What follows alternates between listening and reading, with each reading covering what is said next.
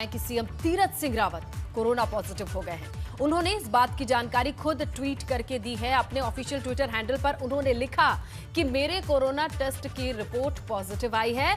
उन्होंने खुद को आइसोलेट किया है और डॉक्टर्स की निगरानी में है। ऐसे में उनका दिल्ली जाने का कार्यक्रम भी रद्द हो गया है। आपको बता दें कि दिल्ली में उनका पीएम मोदी, गृह मंत्री अमित शाह के साथ मुलाकात का कार्यक्रम था। 4 दिन का ये दौरा था जिसे अब रद्द करना पड़ा है। इस बात की जानकारी अपने ऑफिशियल ट्विटर हैंडल से।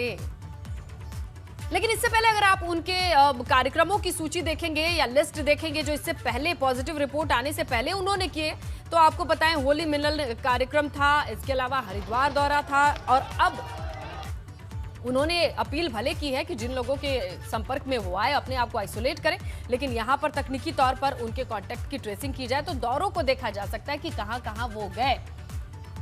ये देखिए होली मिलन की तस्वीरें हैं, इस कार्यक्रम में भी मौजूदगी थी उनकी। इसके अलावा हरिद्वार कुंभ की तैयारियों का निरीक्षण करने गए, वहां भी उनकी मौजूदगी थी।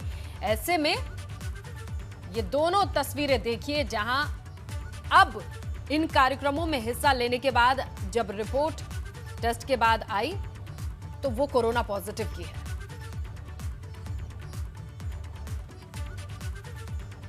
तो जल दिवस के मौके पर पीएम मोदी ने बुंदेलखंड के लोगों को बड़ी सौगात दी है। यहां पर कैच द रेन योजना का शुभारंभ और अटल जी का सपना साकार, ये बात कही उन्होंने।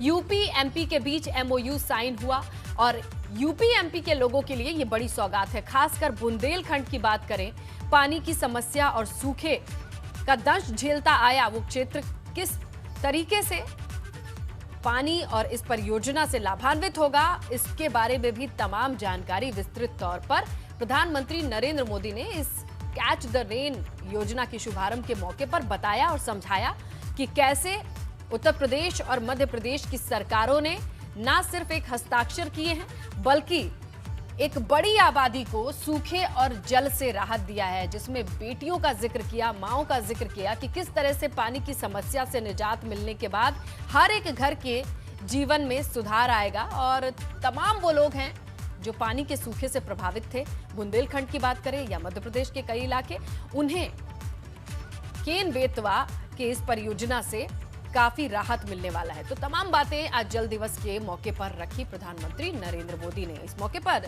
सीएम योगी भी मौजूद थे।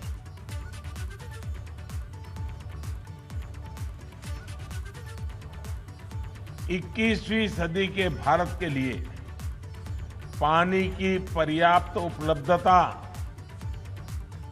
बहुत महत्वपूर्ण फैक्टर है। पानी हर घर, हर खेत की जरूरत तो है ही, जीवन के अर्थव्यवस्था के हर पहलू के लिए ये बहुत जरूरी है। आज जब हम तेज गति से विकास की बात कर रहे हैं, प्रयास कर रहे हैं, तो ये वाटर सिक्योरिटी के बिना, प्रभावी वाटर मैनेजमेंट के बिना संभव ही नहीं है। भारत के विकास का विजन, भारत की आत्मनिर्भरता का विजन हमारे जल स्रोतों पर निर्भर है, हमारी वाटर कनेक्टिविटी पर निर्भर है। इस बात की गंभीरता को समझकर दशकों पहले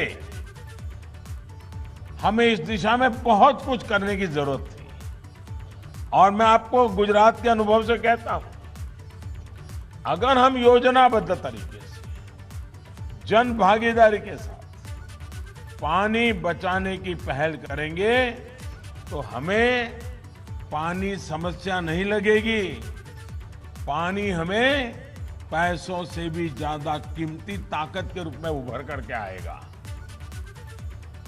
तो पैसों से भी कीमती कुछ है तो वो पानी है और बिना पानी के जीवन की परिकल्पना संभव नहीं है। तो जल शक्ति अभियान के तहत कैसे बदलाव आए हैं, ग्राफिक्स के जरिए समझिए। और खासकर केन बेतवा प्रोजेक्ट क्या है ये जानिए। एमपी की केन और यूपी की बेतवा नदी पर बना ये प्रोजेक्ट है।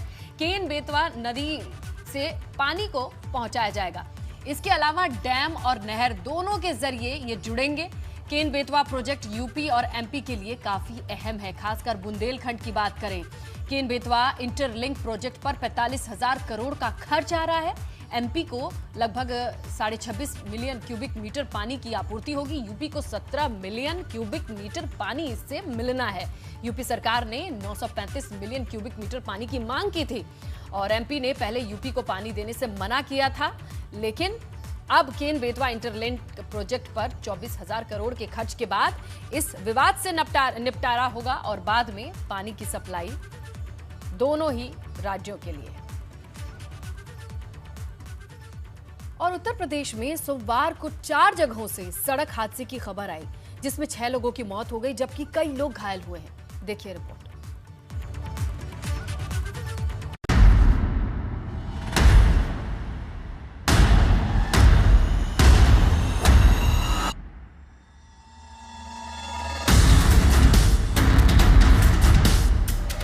कहीं तेज रफ्तार का कहर तो कहीं लापरवाही बनी मौत का सबब।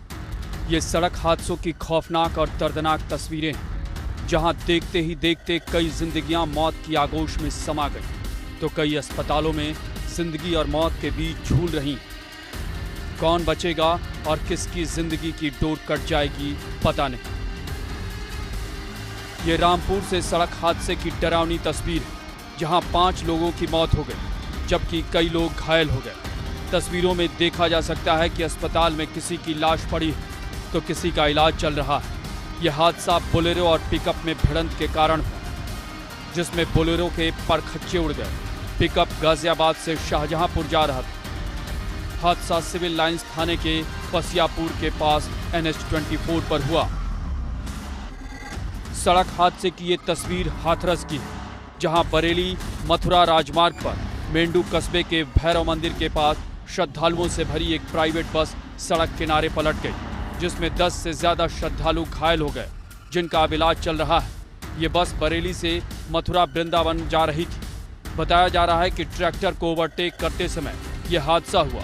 हादसे के बाद बस का ड्राइवर मौके से फरार है।